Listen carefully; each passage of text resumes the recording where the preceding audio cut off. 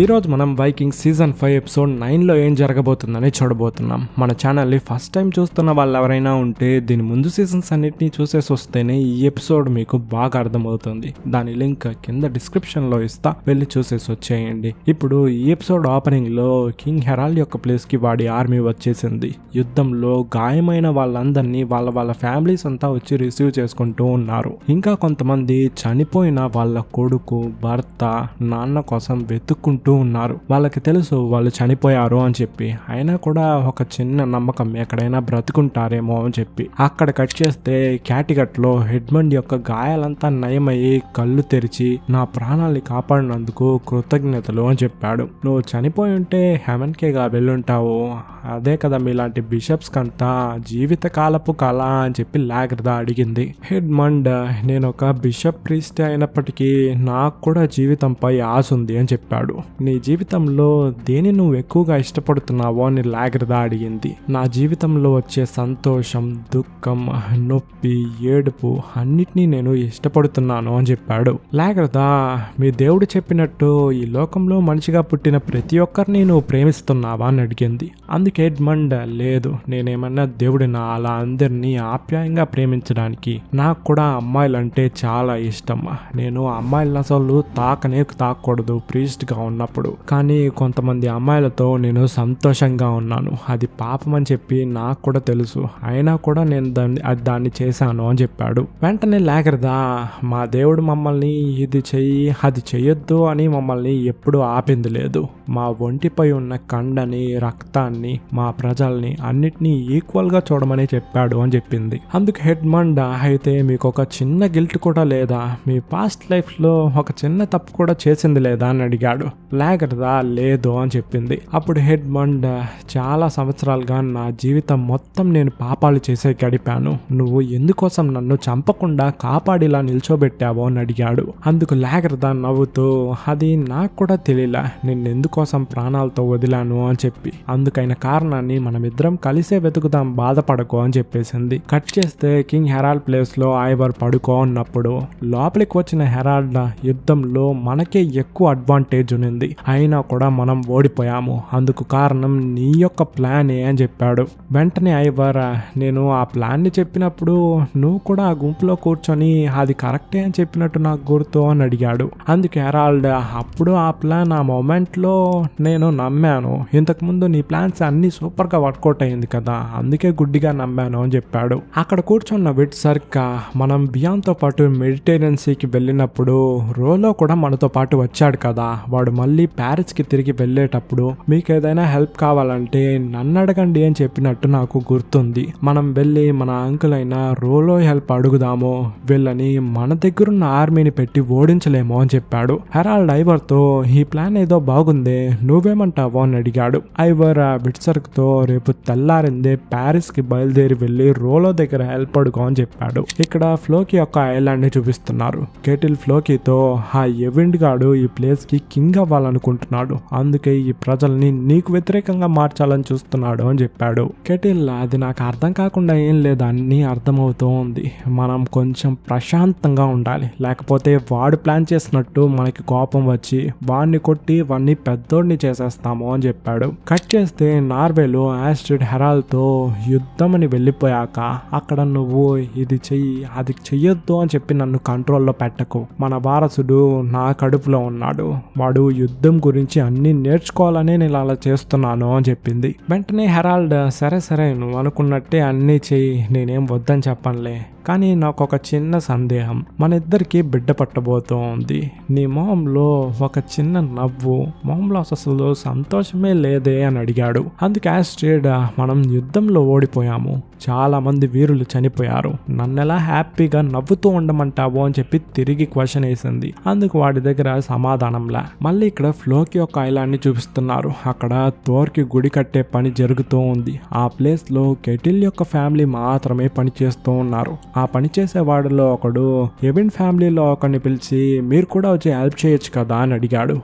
అందులో ఉన్న ఒకడు లేదు హెల్ప్ చేయడం కుదరదు, గుడికి ఇవ్వాల్సిన మా యొక్క వరి పన్నును కూడా మేము కట్టాము, మీకే కదా గుడి కావాలి కాబట్టి మీరే అన్నిటిని చూసుకోండి అని చెప్పి పొగరుగా మాట్లాడుతున్నాడు. అలా మాట పెరిగి 2 గ్యాంగ్ మధ్యలో గొడవ వచ్చి కొట్టుకునే స్టేజ్కే వెళ్ళిపోయారు.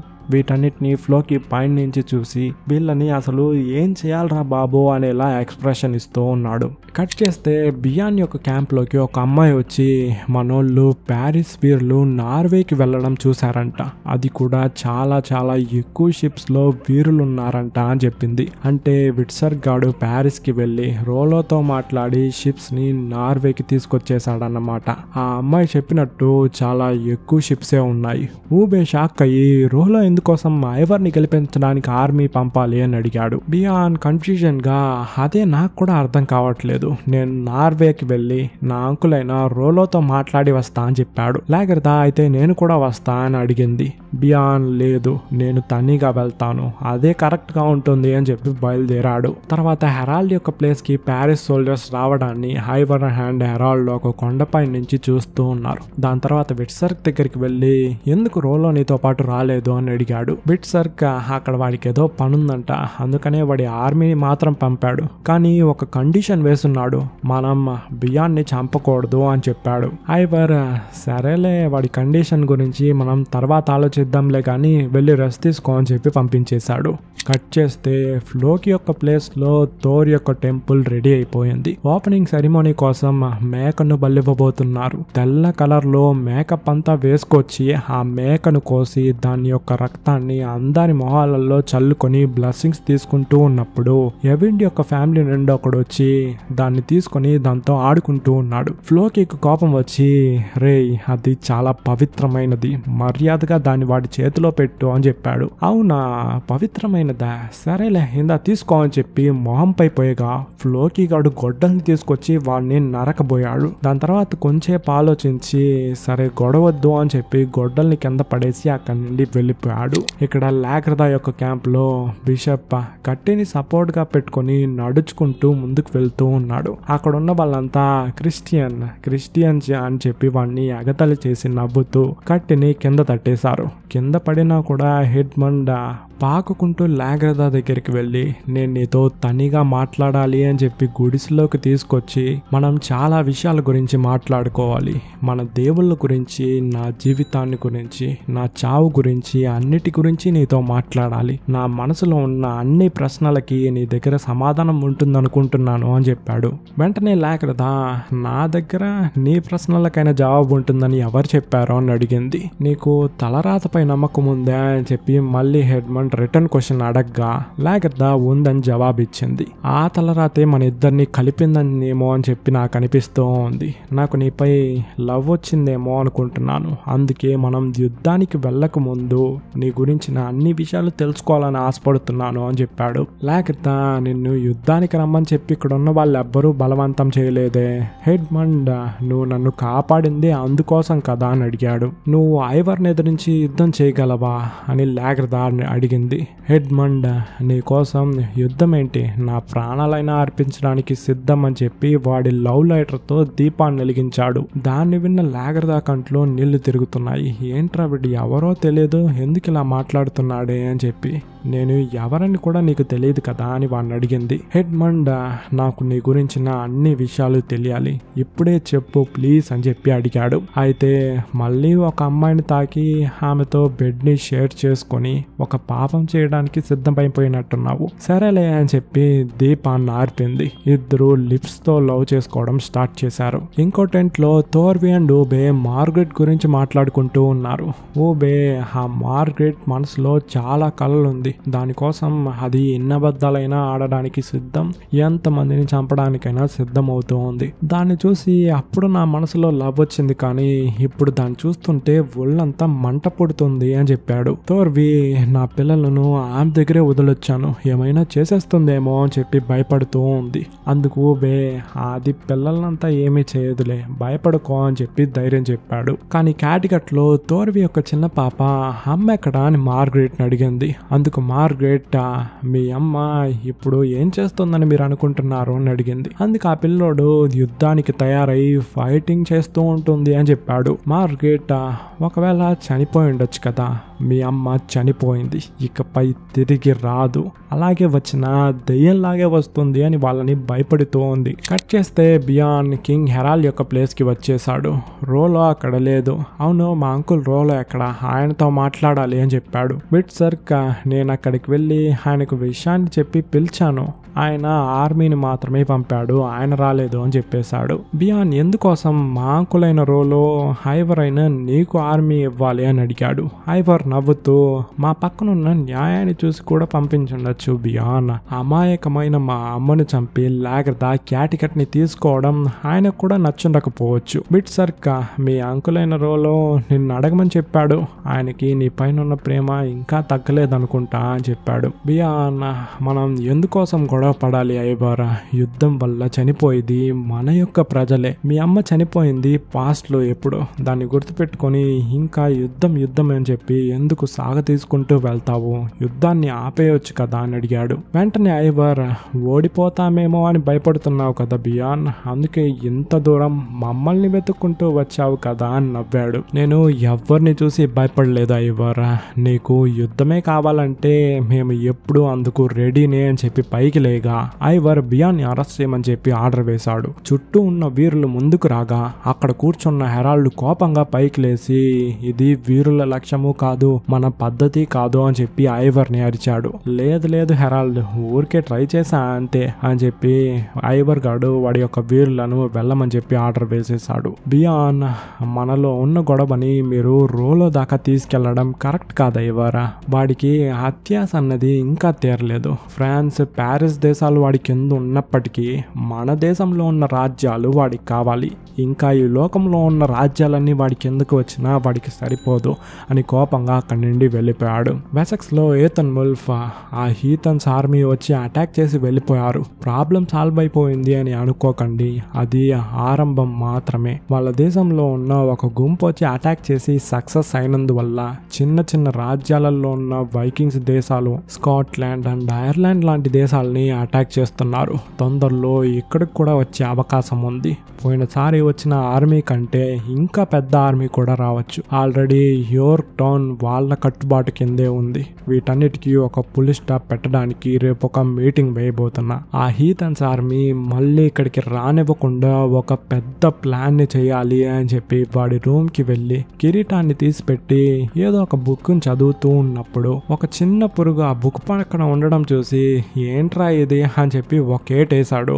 అది వాడిని ఒక ఏటేసింది. అది విషపూరితమైన పురుగు అయినందువల్ల వాడి మొహం అంతా ఉబ్బి వాడు బెడ్ పై పడి ఉన్నాడు. అసలు ఆ మొహం చూడడానికి ఏథన్ వుల్ఫ్ లాగే లేదు. వాళ్ళ ఇద్దరి కొడుకుల్ని పిలిచి మీరిద్దరూ చాలా లక్కీ అయిన పర్సన్స్ రా, నేను పుట్టేటప్పుడు నాకు అమ్మ లేదు, చనిపోయింది, కానీ మీకలా కాదు, మీ అమ్మ మీతోనే ఉంది, ఆమె చాలా తెలివైంది, ఆమె చెప్పింది చెప్పినట్టు నడుచుకొని రాజ్యాన్ని ఏలాలి, ఓకేనా అని చెప్పి వాడి యొక్క చివరి అడ్వైస్ ని ఇవ్వడం చూసిన జూడిత్ కల్లో నీళ్లు తిరుగుతూ ఉంది. ఏతన్ నువ్వెందుకు ఏడుస్తున్నావు జూడిత్, ఏడవకు, నేను స్వర్గానికే వెళ్ళబోతున్నాను, అక్కడ చూడు దేవతలు కూడా వచ్చేసారు అని చెప్పి వాడు కళ్ళు మూస్తున్నాడు. వాళ్ళ ఇద్దరి చేతుల్లోనే వాడి ప్రాణం పోయింది. ఒక చిన్న ఫ్లాష్ లో ఏథన్ వుల్ఫ్ యొక్క జీవితం అంతా మనకు కనిపిస్తూ ఉంది. వాడి యొక్క సగం జీవితం వాడి నాన్న చెప్పినట్టే నడుచుకుంటూ వాడి నాన్న వెనకలే వెళ్ళాడు. దాని తర్వాత వాడి తలపైకి కిరీటం వచ్చిన వెంటనే రాజ్యం వదిలి వాడికి ఇష్టమైన వాడి నాన్నని వదిలి ఊరు పేరు లేని ఊర్లో ఒక సాధారణమైన జీవితాన్ని జీవిస్తూ మళ్ళీ వాడి కొడుకు ఆల్ఫ్రెడ్ చెప్పాడు అని చెప్పి వాడి ఆర్మీని తీసుకొచ్చి వైకింగ్స్ తో యుద్ధం చేసి ఓడిపోయి మళ్ళీ వాడి దేశానికి వచ్చి సింహాసనంలో కూర్చొని వాడి నాన్న చెప్పిన వైకింగ్స్ వస్తే వాళ్ళని చంపుదామని చెప్పి ప్లాన్స్ వేసేటప్పటికి ఒక పురుగు కుట్టి చనిపోయాడు. ఏథన్ వుల్ఫ్ వాడి జీవితంలో తప్పే చేయలేదా అంటే చేసున్నాడు. అమాయకమైన వైకింగ్స్ ని, చిన్న పిల్లల్ని చంపున్నాడు. అందుకైన శిక్షనే వాడు అనుభవించాడు. దాని తర్వాత ఏ యుద్ధానికి వెళ్ళినా వాడికి గెలుపు అనేదే రాలేదు. అందుకని వాడొక మంచి వీరుడు కాదా అని అడిగితే, మెర్సియా దేశపు రాణిని కాపాడడానికి ఒక చిన్న ఆర్మీని తీసుకెళ్లి అక్కడున్న వాళ్ళందరినీ చంపి ఆమెను తీసుకొచ్చిన ఆ పాటలో వాడు ఎంత మంచి యోధుడు అని చెప్పి మనందరికీ అర్థమై ఉంటుంది. అలాంటి ఒక మంచి వీరుడికి ఇలాంటి చావు రావడం నాకు కరెక్ట్ అనిపించలా. మీకెలా అనిపించిందని చెప్పి కామెంట్ చేయండి. నార్వే నుండి క్యాటిగట్ కి వచ్చిన బియాన్ లాగర్దాతో మన యొక్క డీల్ ని వాళ్ళు యాక్సెప్ట్ చేయలేదు. మనం ఎలాగైనా రాగ్నర్ యొక్క లెగసీని కాపాడాలి అని చెప్పాడు. లాగర్దా ఐవర్ చేతికి ఈ రాజ్యం దొరికితే అదంతా నాశనమైనట్టే అని చెప్పింది. బియాన్, మా నాన్న ఒక సాధారణమైన వ్యవసాయిగా ఉండి కష్టపడి కింగ్ అయ్యి సాధారణ ప్రజలు కూడా కింగ్ అవ్వచ్చు అని ఈ లోకానికి నిరూపించాడు. ఆయనకున్న ఒకే ఒక ఆశ ప్రజలకి ఒక మంచి వ్యవసాయ భూమిని ఇవ్వాలి అన్నది మాత్రమే. ఆ కలను నెరవేర్చడానికి మనం పోరాడాలి. ఒకవేళ ఐవర్ గాడు రాజు అయితే అవన్నీ పట్టించుకోడు. రాజుగారి గుర్రం రాను రాను గాడిదైందంటారు కదా, అలా వాడు ఆ వేరే దేశంపై యుద్ధం చేసి అక్కడున్న సంపదను దోచుకొచ్చే మనం బ్రతుకుదాము అని చెప్తాడు. ఊబే, అయితే మనం యుద్ధానికి అయిన పనిని స్టార్ట్ చేద్దాం రండి అని పిలిచాడు. లాగర్దా, ఊబే, మనకి ఐవర్ యొక్క ప్లాన్ ఏంటి అని తెలీదు. ఒకవేళ వాడు క్యాటిగట్ ని అటాక్ చేస్తే సో మనం సగం ఆర్మీని క్యాటిగట్ లో పెడదాము అని చెప్పింది. అందుకు బియాన్, నువ్వు ప్యారిస్ సోల్జర్స్ ఎంతమంది ఉన్నారని చెప్పి అక్కడికి వచ్చి చూడలేదమ్మా, చూసుంటే ఇలా మాట్లాడుండవు అని చెప్పాడు. అప్పుడు దూరం నుండి యాప్డన్, ఈ యుద్ధం గురించిన రిజల్ట్స్ ఆల్రెడీ మన దేవుడు ఎప్పుడో నిర్ణయించేసి ఉంటాడు. మనం ఎన్ని ప్లాన్స్ చేసినా అదే జరుగుతుంది అని చెప్పాడు. కట్ చేస్తే వెసెక్స్ లో జూడిత్ తన ఇద్దరి కొడుకులతో మాట్లాడుతూ ఉంది. రేపు ఒక కొత్త రాజుని ఎంచుకోబోతున్నారు. ఏథన్ వుల్ఫ్ కి మొదటి కొడుకు నువ్వే కాబట్టి నిన్నే నామినేట్ చేస్తారు. అందుకే ఏథన్ వుల్ఫ్ కూడా నిన్నొక వీరుడిలా తయారు చేశాడు. వెంటనే ఏథన్ రెడ్, నన్ను అందరూ ఎంచుకున్నారు అంటే నేను దాన్ని మనస్ఫూర్తిగా స్వీకరిస్తానమ్మా అని చెప్పాడు. వెంటనే జూడిత్, లేదు, నువ్వు స్వీకరించకూడదు, దాన్ని ఆల్ఫ్రెడ్ కి ఇవ్వాలి. ఇందుకోసమే మీ తాత అయిన ఎగ్బర్ట్ ఆల్ఫ్రెడ్ ని ట్రైన్ చేశాడు. ఏథన్ వుల్ఫ్ నిన్నెలా ఒక యోధుడిలా ట్రైన్ చేశాడో అదేలాగా మీ తాత ఎగ్బర్ట్ ఆల్ఫ్రెడ్ ని కింగ్ అవ్వాలనే ట్రైనింగ్ ఇచ్చాడు. వెంటనే ఏథన్ రెడ్, ఆయనకి ఎలా ఫ్యూచర్ లో జరగబోయేదంతా తెలుస్తుందమ్మా, ఆయన్ని మీరు లవ్ చేసినందువల్ల ఆయన్ని మీరు యూజ్ చేసుకుంటున్నారు అని చెప్పాడు. అందుకు జూడిత్ కోపంగా, ఎగ్బర్ట్ దీన్ని ముందే గ్రహించినందువల్లే వాడిని చిన్నప్పుడే రోమ్ కి పంపాడు. నువ్వు పెద్దోడైనా కూడా నిన్నెందుకు పంపలేదని ఎప్పుడైనా ఆలోచించావా?